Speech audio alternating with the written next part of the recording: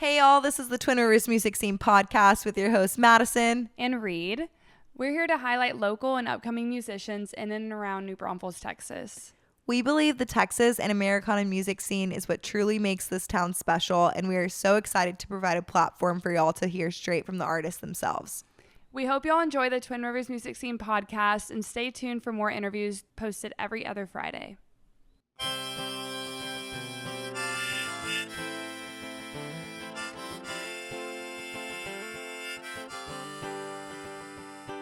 No venue too far, any song at every bar. Here to cover your needs. Twin Rivers Music Scene.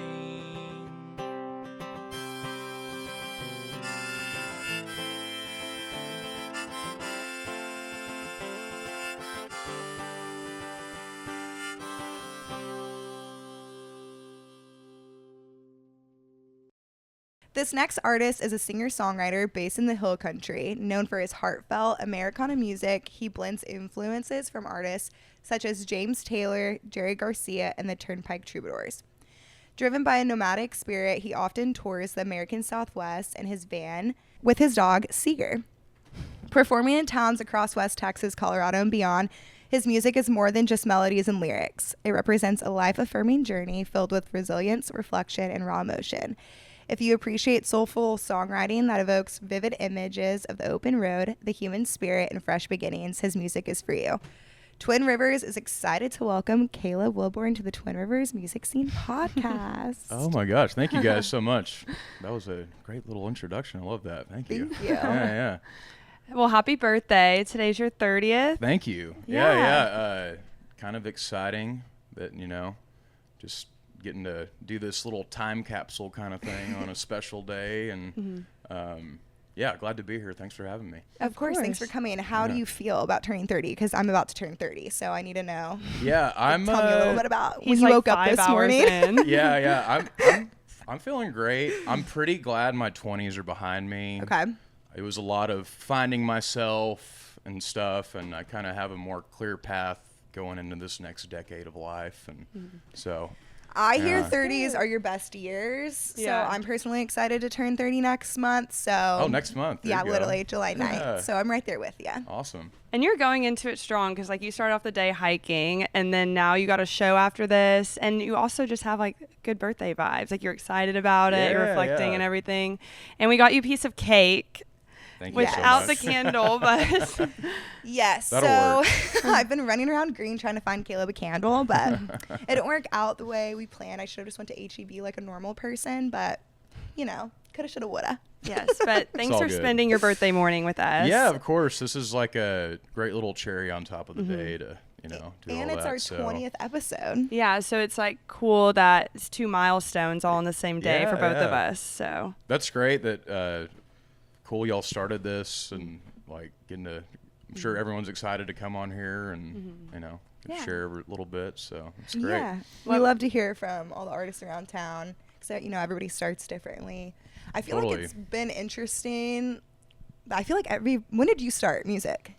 So I got my first guitar in middle school and Okay. started writing a little bit in high school and stuff, but it really wasn't something that I made a big part of my identity or considered as a career path until about halfway through college. I went to school out at Texas Tech in Lubbock, and great music scene there. And the first open mic I played was at the Blue Light, Love. which is legendary venue, and you kind of get involved in that whole scene, and just kind of had some things happen that I was like, man, music is really what I'm supposed to do, and I've been doing it for about 2.5 years full time now. Okay, So- see, that's what I was gonna say. Is I feel like a lot of artists come in here that we've interviewed have started kind of later. Mm-hmm. Have you noticed that? Yeah. They kind of pick it up later, and then they have obviously these great careers out of it. And so I always think that's cool because I feel like usually you think they've been doing it their whole life or Right. whatever. Picking up instruments been this thing, but I've noticed a lot have happened later, kind of when they've found themselves in a way. Yeah, yeah, Been totally. more confident. Yeah, I had a few different experiences that made me realize music's kind of my thing. I was once kind of stranded in Florida, and I lost my wallet. And when you lose your ID out of state and have no money, that's kind of a problem. And I'd seen people street performing and stuff before, and I got out my guitar, and I made like $50 or $60 in like the first hour, like just in this little beach town on the sidewalk. And I was like, that was pretty much the first money I'd ever made playing music before. And I was like, that's pretty cool, like that people will just, you know, do that. So, that was one moment that kind of got the wheels really going on wanting to make it a big part of my life. So yeah, that's cool that you kind of did it out of necessity in that moment too. You're like, this is literally all I can do right now to get some money. And I would love to, like, maybe if you want to deep dive further into that story, like being stranded in Florida, or is that something you don't like to think about? I mean, I totally I mean, a big part of my growth and things I talk about in my music and stuff is I used to be I had addiction problems and was kind of crazy and just like all over the place. I had just dropped out of college and went to go work a music festival in Florida randomly with zero plan afterwards. And was really just flying by the seat of my pants. And like, but it was special moments like that of like, you know, where music was just like pretty much the only thing there for me. And I've had a few moments of that, of like homelessness on the street, just me and my guitar. I think one of the lowest moments of my life is definitely waking up on a bench in Salt Lake City with a cop nudging me, and he was like, hey man, we just watched this camera over here, some guy just robbed you. Oh no. And look around and reach in my pockets. My phone's gone. My wallet's gone. My backpack's gone. The only thing, he left my guitar for some reason. I feel like that might be like a universal thing, honestly. That story, luckily, the Salt Lake PD somehow found this guy. That's so nice. Like a few hours later, but I was literally sitting there like, I'm really screwed now. Like, kind of thing. But I still had my guitar, and I was like, I can make something happen. And like, so, I think that's been a valuable experience for me of just like really getting out there and laying it all out, like just music. And, so I'm about to go up to Colorado for all July and August and, play a few shows there and still do a lot of street performing and stuff. But, I really love, and I always encourage artists to try that out, just getting on a corner, because it's the hardest place you'll ever perform. I bet. And like, you really get some thick skin. You learn how to project your voice. All the people I know that busk and stuff, they like have this certain powerful like way of singing versus, you know, other people that just, you know, sing into microphones mainly and stuff. But so I think it's a very valuable thing for all artists to do. But anyways, that's super special to kind of go back to the stories that you had just mentioned, like in those two very pivotal memories or moments for you, that for some reason, like the guitar was always there. And that sounds like maybe cheesy, but it's true. And like, that's cool that that moment in Florida for you where you were just like, I'm just, you know, flying by the seat of my pants. I don't know my plan next. But it turned into like you starting music, and then now look where you're at today. So that's really cool. Special. And it still was a journey to really get to like getting to a point as an artist where you can put together a 3-4 hour gig, and like, dude, that still took a few years of I really started gigging when I was living out in Terlingua. I'm so jealous that you lived out there. Every time I see him, I ask him about his Terlingua days, because I think it's so amazing. I love it there, and it's just, the music scene there is crazy. Like, I don't know another place where there's more great songwriters and artists and writers and all kinds of stuff per capita than the South County of, you know, Brewster County, Terlingua, Texas, down there is just a hot spot for all kinds of creative people and all the cool musicians I know too. They love going out there. And you know, do you think that area has influenced your sound and music a lot then? Is that Yeah. Oh yeah, totally. Like I kind of got to. I mean, I've always been a fan of like Americana, country, western kind of stuff, but something about being in the desert, living out there for a couple years, and like that's mainly the music around you, and getting to hear like some of the songwriters that live out there are just phenomenal. Like Butch Hancock lives out there, and he was in the Flatlanders with Joe Ely and Jimmy Dale Gilmore, and you can listen to recordings of him playing in Austin in the early 70s, and like he's a legend, and he just lives in Terlingua. I've got another friend, Bill Palmer, that he's also a recording engineer that I've recorded a lot of music with, that he's phenomenal, totally under the radar guy, but like when he's up there on a mic, like the whole room stops, listen to his songs and stuff. It's really special. So That's super cool. cool. It's cool that Yeah. you found a place like that you like connected with so much and were able to live there and then like pull those influences and bring it here too. Kind of a second ago, you had mentioned your Colorado run that you're about to do. Right. I'm really curious because I was looking at it and it's like almost every day you have a different show. You're traveling to different cities. How does it work for you to sit down and book all these shows? Do you have like a strategy behind trying to map out like the route you want to take, or how do you do that? Yeah, typically, so this is my third summer going to Colorado.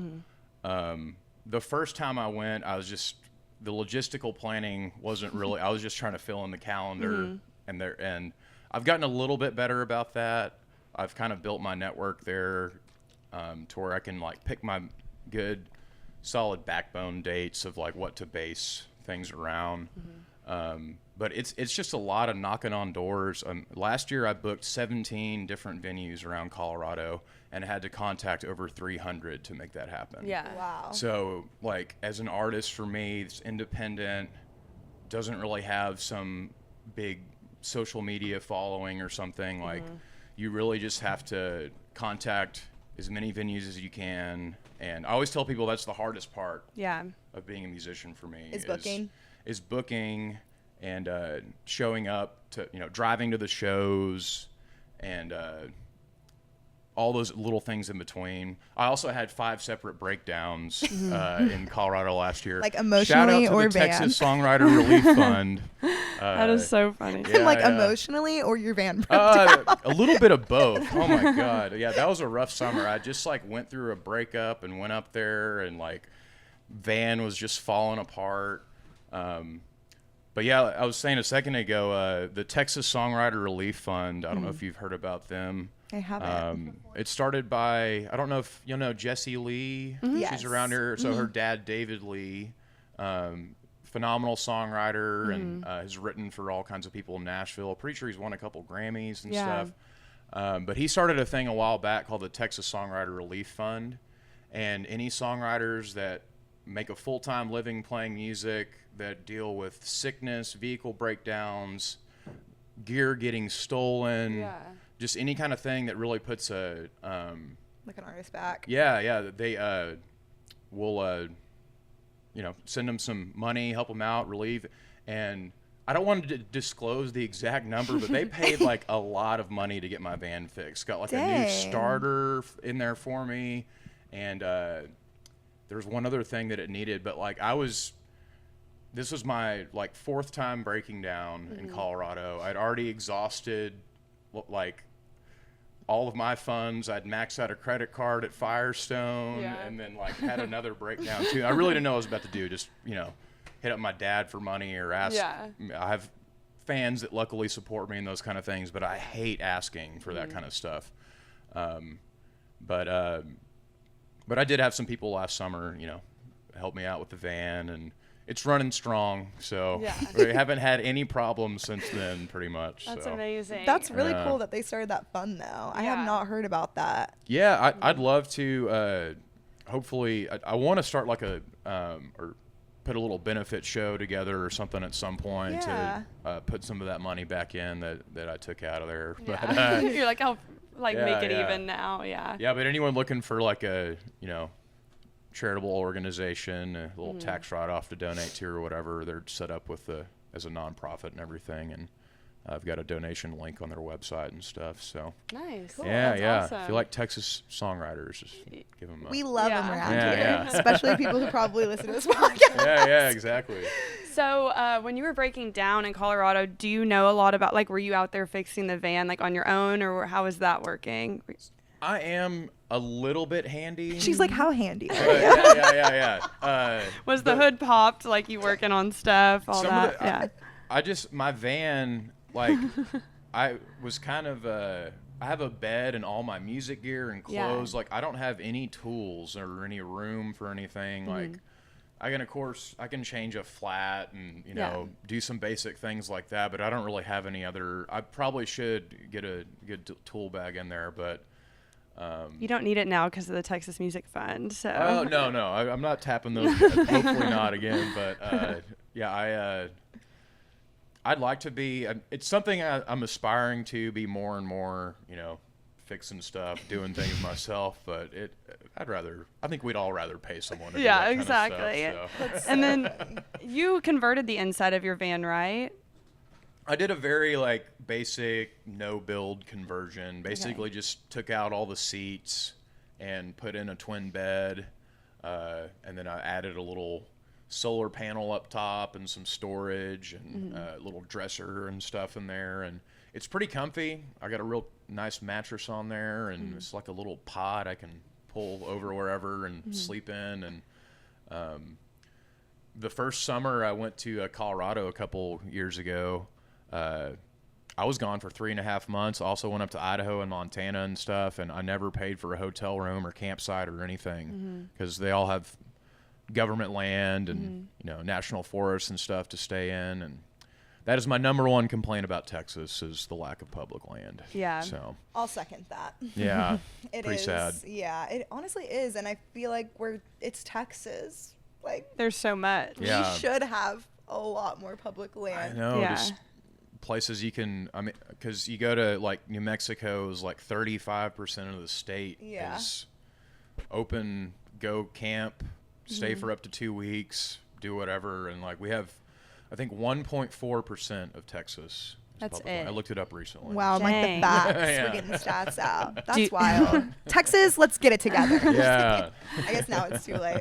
Do you have, like, any crazy camping experiences that you had, like, while in your van with Seger? Anything weird happened to y'all? I have had a few nights of Seger running off into the woods and like losing him for hours, and like that was kind of scary. Yeah, that's my biggest nightmare. Yeah, y'all are dog people. That's the worst. And you see all the signs for like, you know, there's mountain lions and cougars and stuff around, and all I'm thinking, or just whatever, like, or he's not going to find his way back, but he always does. So,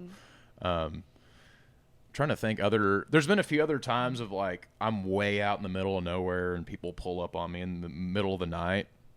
But I think it's always pretty much people that think they found their campsite or their buddies, or they took a wrong turn. It's still unsettling to like, you know, wake up and someone's headlights are like coming at Yeah. you. But I've never had anyone even try to talk to me out there. So like, Yeah. Nobody's tried to like murder you. no. Well, maybe they see like a big dude with a mustache coming out or whatever. They're like, They're wrong not- one. like, we're oh, not- never mind, yeah, never mind. exactly. So, Like, we won't even try. yeah, I don't know. So you're on the road a lot in your van, and speaking of like living in Terralingua, songwriting, do you have a special place where you like to songwrite? Do you kind of do it on the road? Do you like to stop, look at the scenery, get some inspo? I have zero creative process when it comes to song. Well, I mean, I do, but like, I don't have a specific time not or linear. place, or like, I just kind of, sometimes we'll be driving down the road and just like a little inkling of a line will come to me, and that's really the start of a song. I remember a few years back, a songwriter friend of mine says, with most songs, you say everything in one line, and the rest of it's just filler room. And that's what I feel like a lot of my music is like, you kind of get it all with one point, but you still got to like, you know, make a song around it. So Yeah. Is there one line in a song that you were like this, like that you were really excited about, that you were like, this is really good, like this is gonna be a good song? I'm trying to think. I've got some like unreleased stuff coming up. Well, the title track off my first record is it's called Out West Now, and I really like the last few lines of that song, and it says, "And I swore those feelings would never end, but lo and behold, I was in my hole when I sobered up again."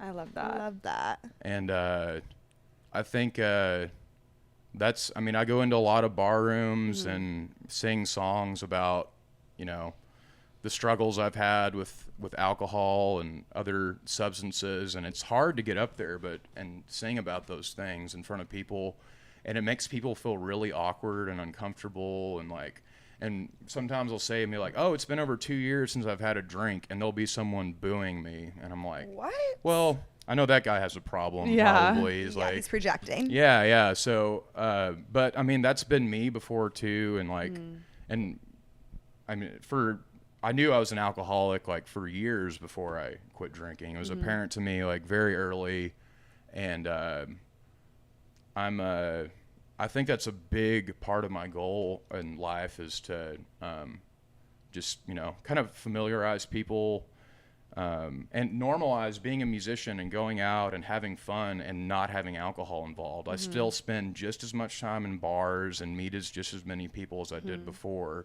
I just haven't had a hangover, spent a dime on any booze in a couple years, so that's not bad. the way to do it, honestly. I was about to say, like, But I feel like there Yeah. is a good group, like a good amount of musicians in New Braunfels that are sober for whatever reason, whether that's for past struggles or just like health, lifestyle, everything. Yeah. And I've noticed the same thing. And we have multiple that are good friends of ours. Like they still literally are the exact same, have as much fun.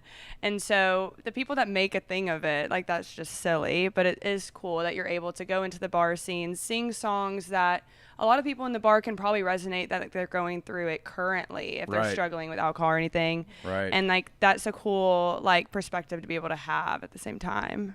Yeah, and I've been, and one friend in the scene around here that has been a big inspiration in that regard is Dallas Burrow for me. I actually met Dallas when I was living in Terlingua. I used to manage the liquor store there before I quit drinking. That's one way to like really be like, alcohol is bad for you. Is Yeah. work at and meet the people that aren't just social drinkers, but that just take their booze and go home, and like you see a lot of that, and Yeah. it's really sad. But yeah, I met Dallas and I worked out there, and it's kind of funny. Him and a few other New Braunfels musicians are a big reason why I moved here. I was playing at a 8750 festival in Red River, New Mexico last year, and I found myself sitting at a table with like some of New Braunfels' finest. It was Matt Kirk and Dallas Burrow and Josh Kennedy and Drew Grider and or I got them next. Josh Grider and Drew Kennedy. Oh my gosh. We got I it. don't really know those guys that well. It's like the one time It's I okay. saw They're like them. besties. Yeah, I feel like, yeah. so they'll love it. That's funny. But yeah, no, I had this very like God moment of like, I need to move to the hill country. And I found my place like the next day that I live at now. I'm out on Purgatory Road in the country. Found this great little spot on like some acreage, just me and the Nice. dog. There's like an Airbnb up front that I kind of help manage. And then I just live in a little trailer in the back. And Yeah. when no one's there during the week, we've got the pool and stuff to ourselves. I And love the horses out there. And it's pretty awesome. So Yeah. um, Speaking of where you live, a couple of weeks ago we had that like massive storm that made all the rivers here flood and everything. And I saw a video on your story of how insane Yes. it was. How bad was like your house getting hit by that storm? the trailer was rocking a little bit. Yeah. And I was about 2 miles away from the touchdown of a tornado out over there, and it was wasn't a serious one. It was only like 80-mile-an-hour winds or something. But No like worries. it was. No worries about that tornado. Yeah. And it was It's a kinda baby far tornado. away. But man, it really did it did a number on. Sorry. It like tore down the shade cell I have and these lights out of my place, and so Damn. we survived though. So you're scared of storms? I don't. They do scare me a little bit. I grew up in Springfield, Missouri, for a little bit, and one of my earliest memories is standing out in the yard while this tornado was happening, like 30 miles away, and seeing all these like shingles and pieces of trash from people's houses, like just falling out of the sky onto our yard and stuff. And yeah. So. You know what I love is I think I heard you ask if Seger was afraid of storms, so I feel bad that you thought that Madison asked you if you were afraid of storms. No, Seger is a brave boy. Yeah. It was a great answer, but I was like, I don't want you to think that we asked you, are you afraid of storms? Am I afraid of storms? I mean, I was just letting you run with it. I was like, all right, cool. Okay, that's funny. I think they can all get a little intimidating sometimes, maybe. Yeah. But is your dog good with storms? Yeah, he's fine. Like, he doesn't seem to be bothered by too much. Well, that's good. Yeah. So I know this would be probably a very long story, so you can break it up for us if you want. We want to know about some of your like nomadic adventures that you've had, like kind of if you can just give us a couple years of what you've been up to, like what states you were in, kind of what took you there. Yeah. So, let's see, about 2.5 years ago, I decided I wanted to go full time with music, and I left Terlingua and spent a couple months in Texas. I played down in like Port Isabel, South Padre area a bit, and play a lot in Rockport. I did a little Texas coast kind of hangout, and then decided to get a van and get on the road a bit, get out of the heat, and I went up to Colorado and made a couple stops in New Mexico along the way, and then I played in Idaho and Montana that summer. I came back to Colorado for a bit, and then I was in Texas for a while, and then I did a Arizona tour, a little Arizona, New Mexico run. That was awesome, getting out there. And man, I had one day where I was like driving down this dirt road, and then the storm rolled through, and like it made the mud so bad on this like Forest Service road that I was just like stuck back in these woods for like 2 days. But I'd like just gone to the grocery store and had like plenty of ice in my cooler and stuff, and it's like I'll just hang out here for a little bit. And no other option. Yeah, exactly. Thank God you were prepared. Yeah, I could have like, I was okay. But I did went to Arkansas for the first time this last September, October. Spent a couple weeks out there, and Arkansas is amazing, by the way. And so is like I got to check out Tahlequah, Oklahoma, which is a great little town. A couple of the Turnpike Troubadours live there, and Jason Boland's from there, I think. Cool. And so it's kind of like a little, and it's pretty much in the Ozarks on the Illinois River. Like you wouldn't think Oklahoma has like mountains and rivers and stuff like it does, but it pretty doesn't cool. scream Oklahoma to me. Shout out right? Oklahoma, getting its moment. Tahlequah, yeah. But this is pretty cool. Like going back to you saying like booking is the hardest part, but like I think that's amazing that you've played in all these states. And, like you've had like long, I guess, like little tours up there. So like when you first start, like are you just Googling places? Are you asking people where they played? Like how do you even start? I typically do just I'll get on Google, look at the maps, and just be like, here's an area I want to play, and just hit live music near this town or whatever, and just start going through the list, looking up their social media, calling them. Like most places will have like a booking email on their website, or some places don't. And it's kind of funny because like you never know with venues. Like some venues will be like, we're already booked up through the end of the year, and some venues are like, are you available tomorrow? So like you just really have to keep knocking on the door. I found the sweet spot for me is I try and keep myself booked out about 3 or 4 months in advance, and then I can still kind of fill in things as they come, but like make sure like all my Friday, Saturday, Sunday, booked. like that's where you're really making your money. And then if you can get some weekday stuff, which is one reason I moved out here. I mean, there's so many places where you can go see live music on a Tuesday, and like not a lot of scenes where that's an option, and you're just when you tell someone how much you make an hour as a musician, it sounds great, but there's only a very limited amount of hours per week that you can make that. So if you can get more places where you can play, on weekdays, it's, if you want to make a living at least. Outside of Texas, where would you say is another like great music scene? Because I know you like mentioned Terralingua, and but I want to know like outside of Texas. Yeah.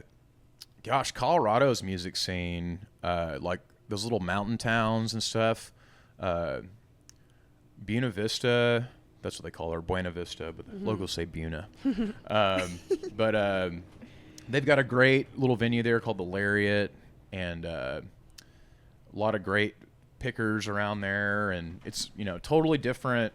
It's way more bluegrass, folk kind of stuff, but there's still a lot of honky tonk bands up there too, and just all kinds of great music in Colorado, and Salt Lake City too has a really awesome scene. I spent a little bit of time there. Really, that kind of surprises me. I've never been, so I can't say. Yeah, it's the whole town surprised me. Like you never know showing up to a city, but like the music and art scene there was great, and like just very diverse city and group of people lived out there, and so pretty cool. That's cool. Yeah. Since we're sitting in a dive bar / honky tonk right now, you have your own original song, Honky Tonk Hell. Can you tell us the story behind that? Yes. So Honky Tonk Hell is very much a tune about looking for love in the wrong places. And, maybe a place like this. Yeah, exactly. And I used to be in a songwriting group where we would get sent a prompt every week, and you would record a song and then send it all back to the group. And most of the songs were kind of not throwaways, but like it's hard to weekly write a song, and especially one where the prompt's forced on you a bit, but it gets the wheels turning. And one week the prompt was just a simple word, dive. So I was like, I'm gonna write a song about a dive bar. And I sat down, and that just kind of came out of me in 10 minutes doing my homework for the week. I was like, this is actually a cool song, and people always really like hearing it live. I don't really write a lot of songs where I try and have like a catchy hook or anything. I'm a lot more like freeform, like storytelling. Yeah, storytelling kind of stuff. But this one's got more of a hook and kind of like just repetitive kind of rhythm to it that gets stuck in your head a little more. So, I recorded that with my buddy Bill Palmer I mentioned earlier, and I've got most of my stuff online is just me and a guitar, but I'd love to get some more, instrumentation and kind of spend a little more time in the studio, but I honestly hate going to the studio. Why? It's just not for you? It's just not like... Some people... my sister recorded, and then my cousin records too, and it was... which I don't know if this is you, but my sister picked it up so easy. It was just so natural to her, but my cousin had a harder time. I feel like he's more acoustic, storytelling. He was like, this is just I want to just be me and my guitar, not in the booth. He said it was just kind of, I don't know. Yeah, it's weird. I feel more pressure in a recording booth than I do on a stage in front of a bunch of people. And because to me, so much what I love about music is connecting with people. And that's what always has drawn me to it. And it's a crazy feeling to be connected with a crowd, and everyone's kind of on your it really is. But you don't feel that in the studio. What you do feel is your money burning away as it's X amount of dollars per hour, and you've got this guy there you don't really know or whatever. It's kind of, Honestly, it sounds so stressful when you think about it. Oh, it totally is. And I'm trying to get better with that. And there's some great studios around here that I will get my, self into at some point. But I also don't have it's so expensive. I don't really I've thought about doing the crowdfunding thing for a long time, and I might do that at some point when I'm actually ready to sit down and be like, okay, here's a record. But I've got a good 15 or so songs I'm sitting on right now that I haven't released that like I'm gonna put out a record here soon, hopefully. So That's exciting. Yeah. Do you like co-write with anybody? Do you like writing with a certain person, or are you more like a little lone wolf in that situation? Definitely a lone wolf. I've done a bit of co-writing, and it doesn't feel, it's weird to me. Like I really like writing very like personal stuff, and I feel like whenever you're doing that with someone else, it's like, I think co-writes and stuff are great if you're trying to write like a catchy song or like, you know, something like that. But if you're really trying to dig into like who you are and like what you want to express, like you got to do that by yourself, I think. That's a good point. And so I remember I saw this Hank Williams Jr. video a couple weeks ago of him like talking about co-writing. He was like, "Oh, y'all just get together in a room and write songs?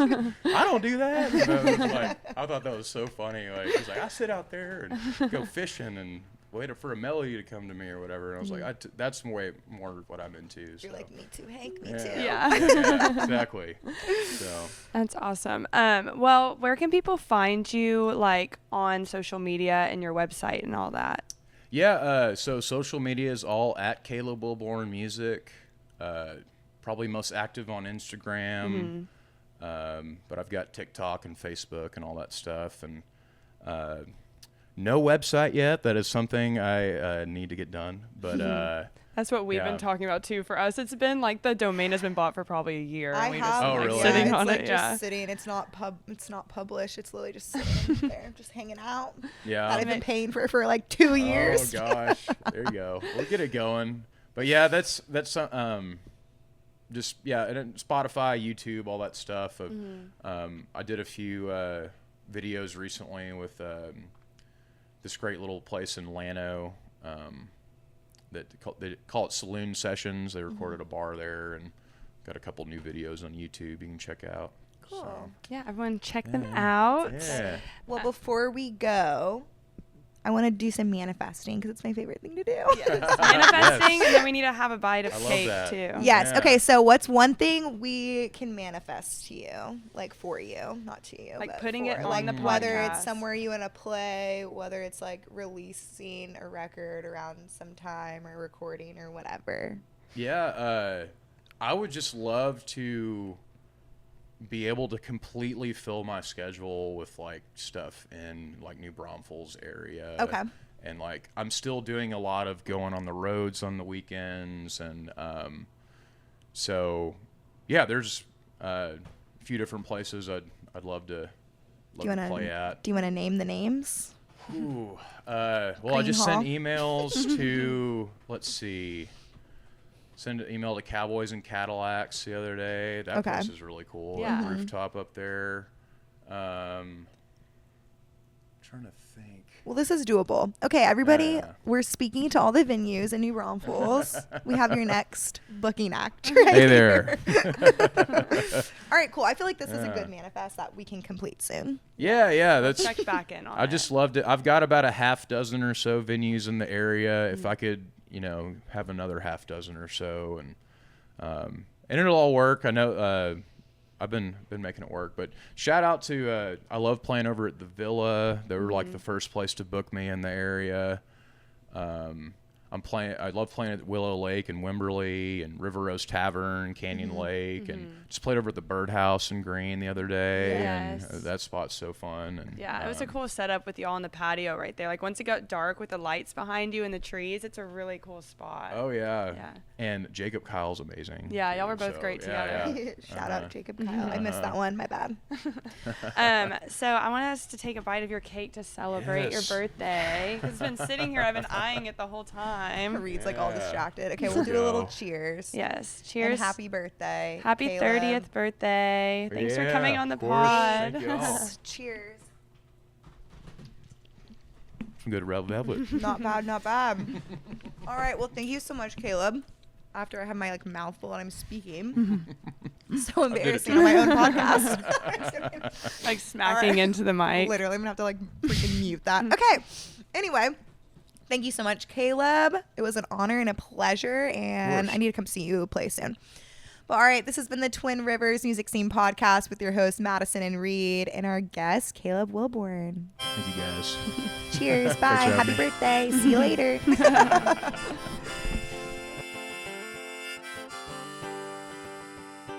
No venue too far, any song at every bar. Here to cover your needs. Twin Rivers Music Scene.